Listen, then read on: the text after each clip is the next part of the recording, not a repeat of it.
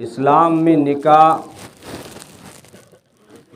صرف انسانی خواہشات کی تکمیل کے لیے نہیں ہے، بلکہ اسلام میں نکاح حیات کی یعنی زندگی کی تکمیل بھی ہے اور دین کی تکمیل بھی ہے۔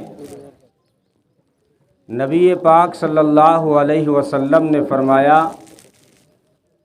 بندہ جب نکاح کرتا ہے تو اس کا آدھا دین آدھا ایمان مکمل ہو جاتا ہے۔ اور قرآن کریم میں اللہ نے جہاں بہت ساری چیزوں کی قسمیں کھائی ہیں، اس میں سے ایک قسم نکاح کی بھی کھائی ہے۔ علماء جانتے ہیں کہ اللہ جس کی قسم کھاتا ہے اس سے اس کی عظمت بیان کرنا مقصد ہوتا ہے، اور نکاح کی عظمت کا اندازہ اس بات سے لگائیے کہ یہ سب سے پہلا انسانی رشتہ ہے میاں بیوی کا، جو جنت میں بنا ہے،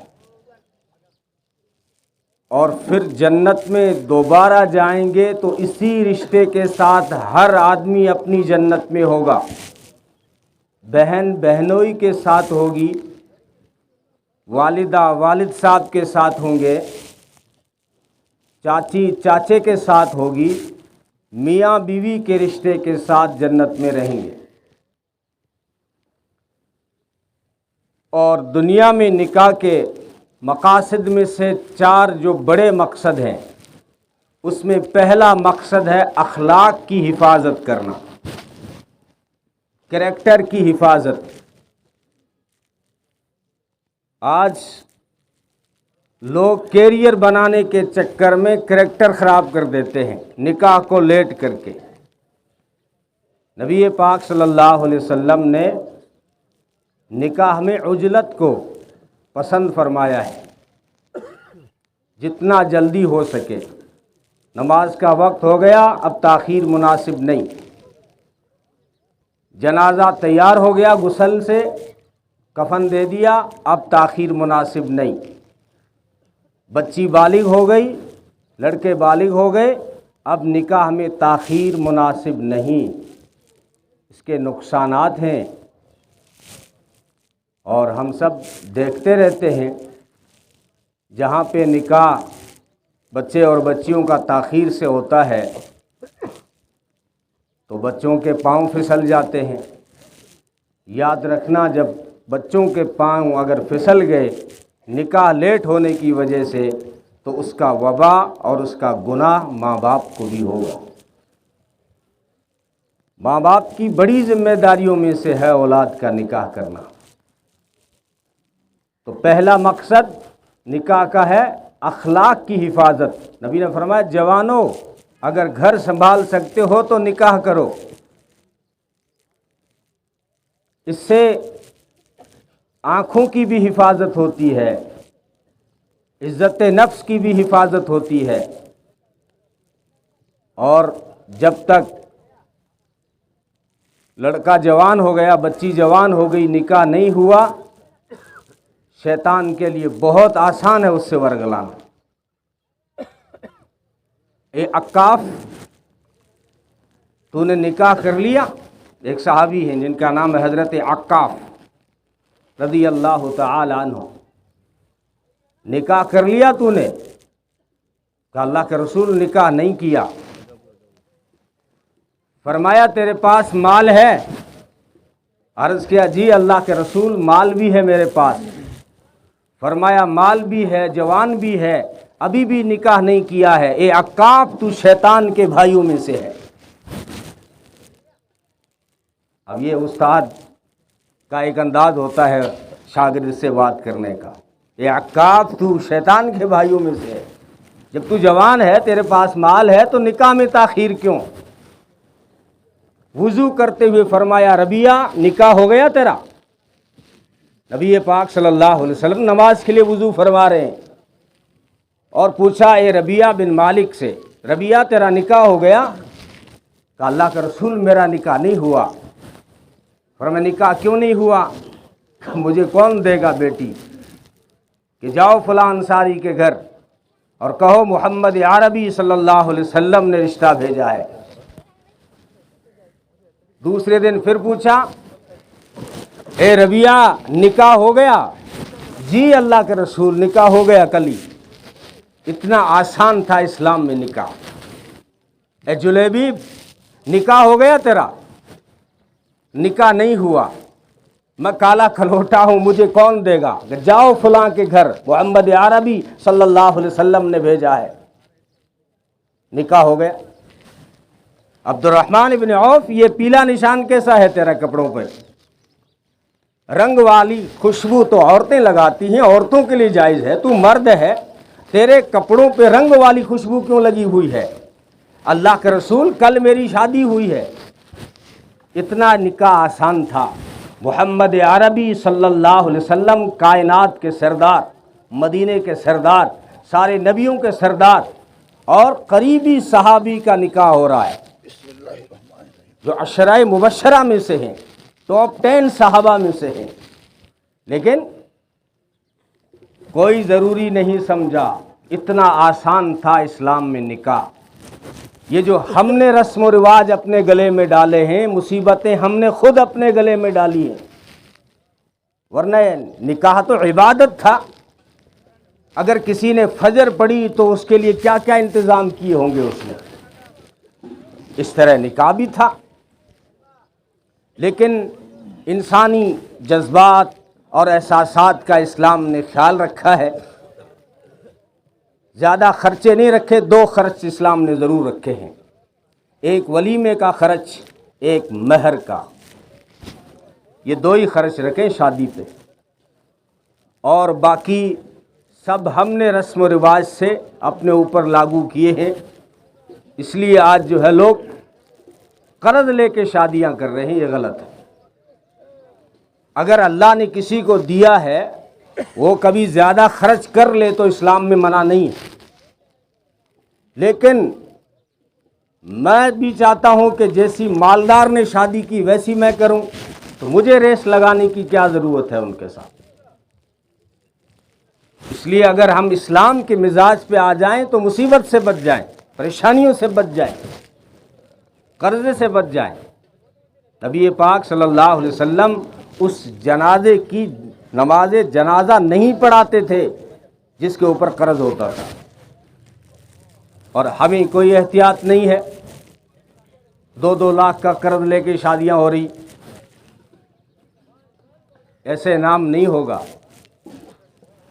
اسلام دین فطرت ہے، اس نے ہمارے لیے آسانیاں رکھی ہیں۔ نبی نے فرمایا برکت والا نکاح وہ ہے جس میں آسانی ہو۔ بعض نے اس کا ترجمہ کم خرچ بھی کیا ہے، لیکن لفظ جو ہے وہ ہے آسانی کا۔ آسانی ہو سکے، اگر اللہ نے آپ کو وسعت دی ہے اور آپ کے ہاں آسانی ہے تو پھر کوئی دقت نہیں، لیکن خام و خواہ خرچوں میں پڑ کے اپنے آپ کو مصائب میں مت ڈالو، اپنے آپ کو ہلاکت میں مت ڈالو۔ تو نکاح کا پہلا مقصد تھا اخلاق کی حفاظت، اور دوسرا نکاح کا بڑے جو 4 مقصد ہیں اس میں سے دوسرا مقصد ہے حصول سکون، راحت حاصل کرنا، سکون حاصل کرنا۔ اللہ نے مرد کے لیے بیوی کو سکون بنایا ہے اور بیوی کے لیے مرد کو سکون بنایا ہے۔ کہتے ہیں حضرت آدم علیہ السلام کا جنت میں بھی جی نہیں لگا بغیر بیوی کے۔ تعجب کیوں ہو رہا ہے؟ آپ بنا دو بنگلہ اور اس میں 10 روم بنا دو، لیکن اگر آپ نے ٹائلیں اچھی لگائی ہیں، رنگ روگن بھی خوبصورت کیا ہے، لیکن اگر اس گھر میں بچے نہیں کلبلا رہے ہیں، اگر بیوی نہیں ہے، تو پھر انسان اجنبیت محسوس کرتا ہے۔ یہ انسان کی فطری تقاضوں میں سے ہے، ایک دوسرے کے لیے سکون ہے۔ اور قرآن نے کتنی بہترین مثال دی، ہن لباس لکم وانتم لباس لہن، بیویاں تمہارا لباس ہیں اور تم بیویوں کے لیے لباس ہو۔ قرآن نے اتنی سی بات کہہ کے سب کچھ سمجھا دیا۔ لباس کا کیا کام ہوتا ہے؟ لباس کے 3 بڑے کام، کپڑے پہنتے ہیں جو ہم، یہ اس کے 3 بڑے کام ہیں۔ اس کا پہلا کام تو یہ ہے کہ یہ بدن کی حفاظت کرتا ہے، سردی سے گرمی سے سب سے پہلے جو بچاتا ہے یہ لباس بتاتا ہے۔ باقی جاکٹ شال وہ بعد کی باتیں ہیں، سب سے پہلے گرمی سے اور سردی سے جو بچاتا ہے، انسان کے جسم کی جو حفاظت کرتا ہے وہ لباس حفاظت کرتا ہے۔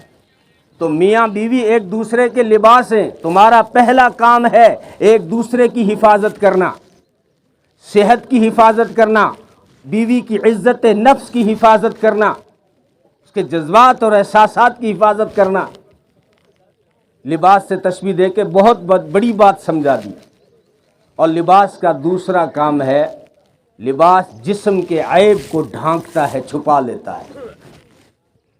جسم کے کہیں داغ ہوتے ہیں، کہیں تل ہوتے ہیں، کہیں کسی کے پھوڑا پھنسی نکل رہا ہے، لیکن لباس جو ہے وہ ستر بن جاتا ہے، وہ پردہ بن جاتا ہے اور انسان کے عیب کو چھپاتا ہے۔ تو قرآن کہنا یہ چاہتا ہے، او میاں بیوی تم ایک دوسرے کے عیب کو چھپا کے چلنا، اچھال کے نہیں۔ انسان ہے، کوئی کامل مخلوق نہیں ہے، غلطیاں ہوتی ہیں، بیوی میں بھی کچھ ہوتی ہیں، کچھ مرد میں بھی ہوتی ہیں۔ قرآن نے کہا ہے کہ اگر تمہیں کوئی چیز ناپسند آ جائے بیوی کی تو خوبیاں بھی تو دیکھو، خوبیاں بھی تو دیکھو۔ اگر برائیاں دیکھنی ہو تو اپنی دیکھا کرو، اچھائیاں دیکھنی ہو تو دوسروں میں دیکھا کرو۔ تو یہ دوسرا لباس کا کام ہے کہ وہ عیب کو چھپا دیتا ہے۔ اور لباس کا تیسرا کام ہے زینت بخشنا۔ ہم اتنے خوبصورت نہیں ہیں، ہمیں خوبصورت لباس نے بنایا ہے۔ انسان تو اپنی اوقات کو تنہائی میں سوچا کر، تو اتنا خوبصورت، حالانکہ ساری مخلوقات سے تو خوبصورت ہے، اشرف مخلوق تو ہی ہے۔ لقد خلقنا الانسان فی احسن تقویم، ہم نے انسان کو سب سے زیادہ خوبصورت بنایا ہے۔ لیکن اگر لباس نہ ہو تو تیری خوبصورتی کی پول کھل جائے۔ یہ لباس کا کام ہے کہ تجھے زینت بخشتا ہے۔ اسلام یہ میسج دینا چاہتا ہے کہ اے شوہر تو اپنی بیوی کے لیے زینت بننا، اے بیوی تو اپنے شوہر کے لیے زینت بننا۔ لباس سے اس لیے تشبیہ دی۔ تو نکاح کو آسان کیا کرو، سادہ کرو، ایک دوسرے کے ساتھ ریس مت لگاؤ، جتنی اپنی پوزیشن ہے اسی حساب سے جو ہے خرچ کیا کرو۔ کبھی ایسے بھی ولیمے ہوئے، گوشت ضروری نہیں، اور کبھی پورے مدینے کو کھلا دیا۔ اس سے ہمیں یہ سبق ملتا ہے کہ اللہ نے اگر علاقے میں 8-10 بندے ایسے ہیں اللہ نے نواز رکھا ہے، وہ اگر وسعت کے ساتھ میں کریں تو اجازت ہے، اسلام دیتا ہے۔ لیکن اگر وہ غریبوں کا خیال کرتے ہوئے اور انسانی جذبات کا خیال کرتے ہوئے وہ شروعات کریں اور شادیوں میں خرچے کم کریں تو بہت آسانی ہو جائے ہمارے معاشرے کے لیے۔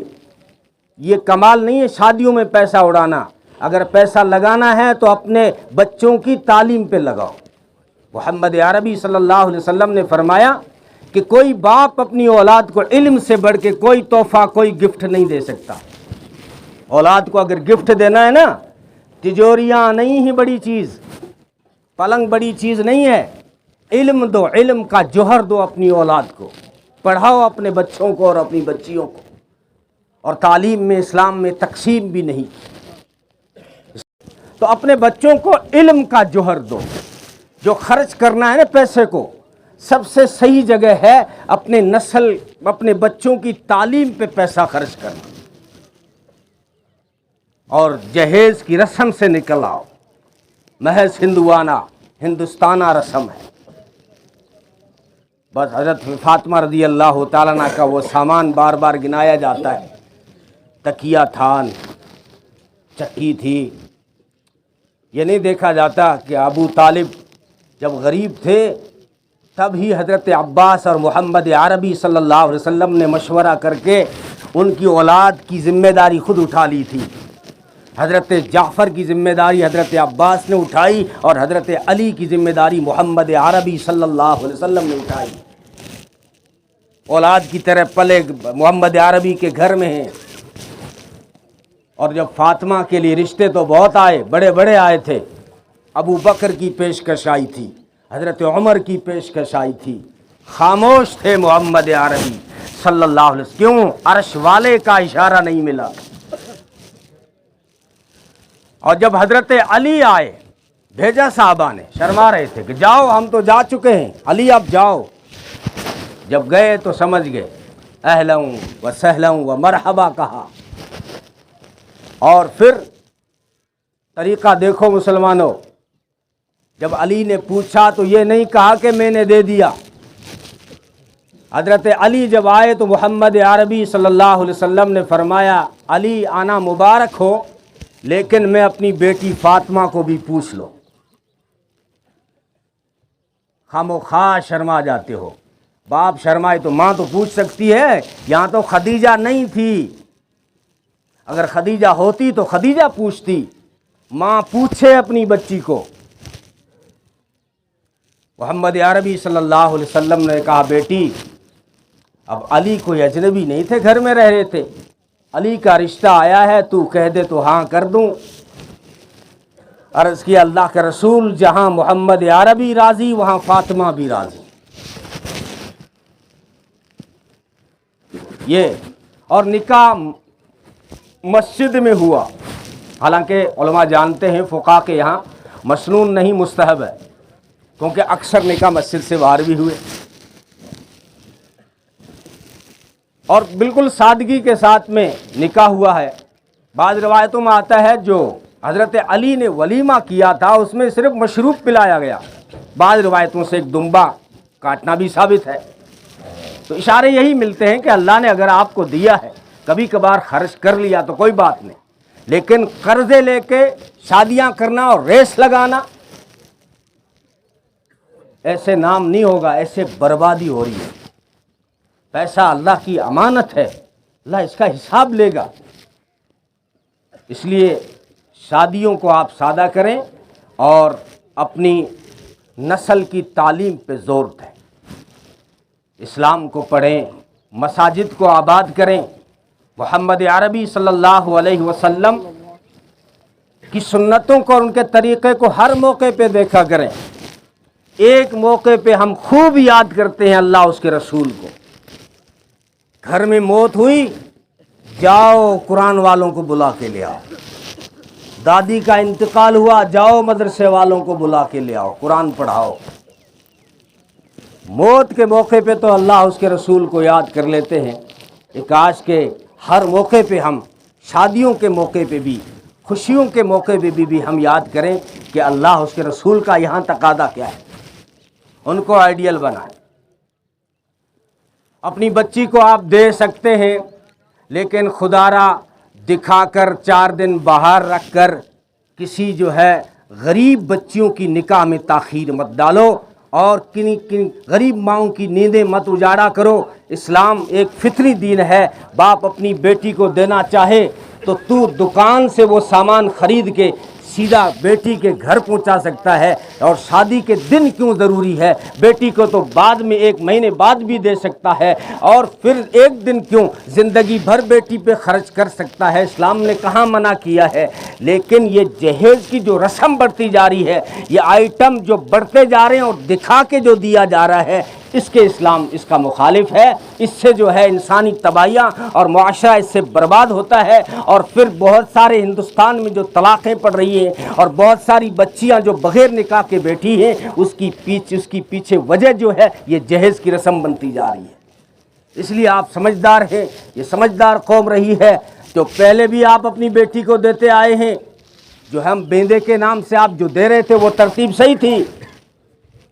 اب تم جو ہے شادی کے دن ہی، اور کیونکہ آنے والوں کو بھی تو دکھانا ہے کہ اس نے اس قسم کی تجوری دی ہے، اس نے اس قسم کا پلنگ دیا ہے، اس نے اتنا سونا دیا ہے، اس نے اتنے جوڑے دیے ہیں. ارے تو کسی پہ احسان کر رہا ہے؟ دے رہا کس کو؟ اس کو دے رہا ہے جو زمین میں حق رکھتی ہے، وراثت میں حق رکھتی ہے. بیٹی کوئی احسان کر رہا ہے کہ میں نے اپنی بیٹی کو یہ جوڑے دیے، اتنا سونا دیا؟ بیٹی کو دے. محمد عربی نے بھی دیا اپنی بہن کو صلی اللہ علیہ وسلم. بہن بیٹی کا یوں احترام کیا ہے.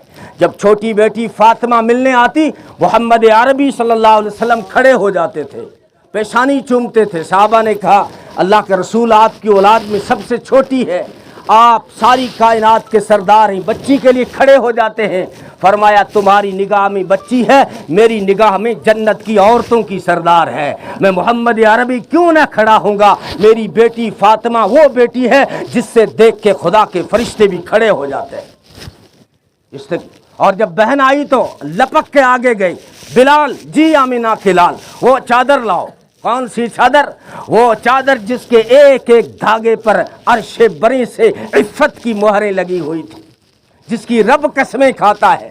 یا ایھا المزمل اور یا ایھا المدثر والی چادر تھی۔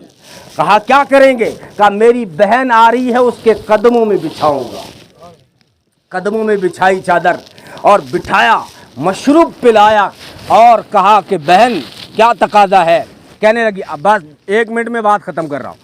کہنے لگی کہ جو ہے میرے قبیلے کے لوگ پکڑے گئے ہیں، گرفتار کیا ہے آپ کے صحابہ نے، میں انہیں چھڑانے آئی ہوں، آپ انہیں چھوڑ دیں میرے کہنے پہ۔ نبی پاک صلی اللہ علیہ وسلم نے فرمایا ٹھیک ہے، ہم تیری وجہ سے جو ہے سب کو اشارہ کیا صحابہ میں کہ اگر تمہارا جی چاہے تو میرے لیے اور میری بہن کے لیے سب کو چھوڑ دو۔ 300 گھرانے آزاد ہوئے اور فرمایا میری بہن اگر یہاں رہنا چاہتی ہے، یہ تو واپس جائیں گے، واپس طائف کی طرف جائیں گے، لیکن تو میری بہن ہے، ساتھ میں بکریاں چرائی ہیں، وہ لمحے مجھے یاد ہیں، میری بہن اور شیمہ کہنے لگی مجھے بھی سب کچھ یاد ہے، میرے بھیا محمد صلی اللہ علیہ وسلم، تم نے جو مجھے دانتوں سے کاٹا تھا وہ نشان بھی موجود ہے، مجھے سب کچھ وہ لمحے یاد ہیں۔